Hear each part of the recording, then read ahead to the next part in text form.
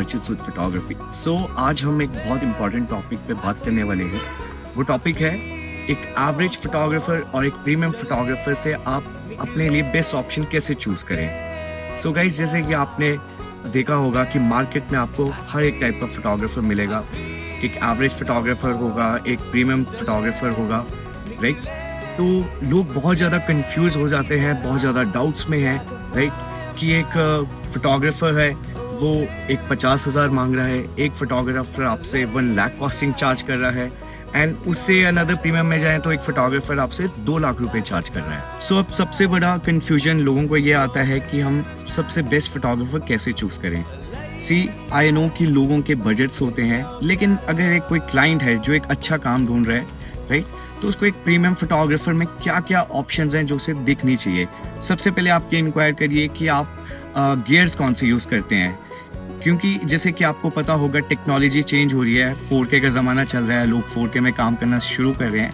लेकिन मैंने कुछ बैरियर्स क्या देखे कि कुछ एवरेज फोटोग्राफर्स ऐसे भी हैं जो लोगों को 2K में शूट करके 4K में रेंडर करके दे देते हैं, एंड दे आर सेइंग कि they are working in 4K, right? So first of all, you have the option, like you can contact the photographer like you want to see the footage. So सबसे best ये है, मैं आपको ये बोलूँगा कि अगर आप एक अपना लाइफ टाइम मेमोरी में इन्वेस्ट कर रहे हैं, जहाँ पे आप एक प्रीमियम सेगमेंट की तरफ जा रहे हैं, 1.5 से 2.5 लाख रुपए अगर आप एक फोटोग्राफर पे खर्च रहे हैं, तो आप इंस्टाग्राम के 10 से 15 पोस्ट को देखे मत जाइए।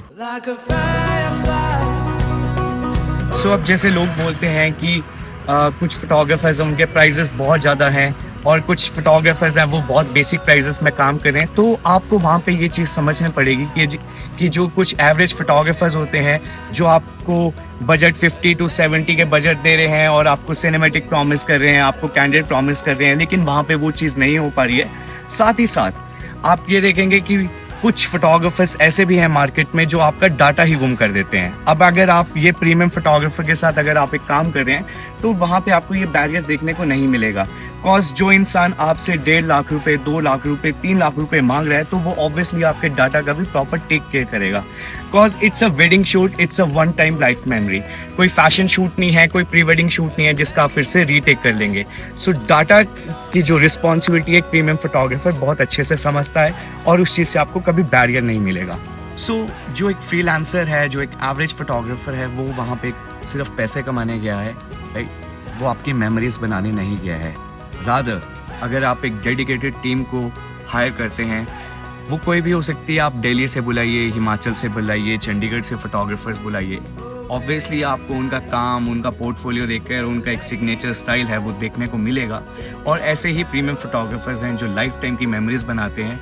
रादर ये कुछ फ्रीलांसर्स जो वेडिंग सीजन में खुद की वेडिंग्स उठाते हैं, जिनकी कोई मैनेजमेंट नहीं होती है, कोई डाटा की मैनेजमेंट नहीं होती है, इक्विपमेंट्स की कोई प्रॉपर नॉलेज नहीं होती है, बस वो आते हैं, वो खींचते हैं, वो चले जाते हैं। और वही चीज़ मैंने बताई कि लोगों को कैमरास की टेक्निकल नॉलेज नहीं होती है, जिसकी वजह से प्रॉपर गाइडेंस नहीं होती है, और वो अपने पैसे गंवाते हैं, अपनी मेमोरीज भी गंवाते हैं और इन चीज़ों से कॉम्प्रोमाइज़ करते हैं। तो एट द एंड मैं आपको यही बोलना चाहूँगा कि आप फोटोग्राफर कोई भी हायर करिए, चाहे वो वेडिंग का इवेंट है, चाहे फैशन शूट है, चाहे आर्किटेक्चरल शूट है, आप पोर्टफोलियो चेक करिए, आप रॉ डाटा चेक करिए, आप सिग्नेचर स्टाइल चेक करिए, देन अकॉर्डिंगली स्पेंड ऑन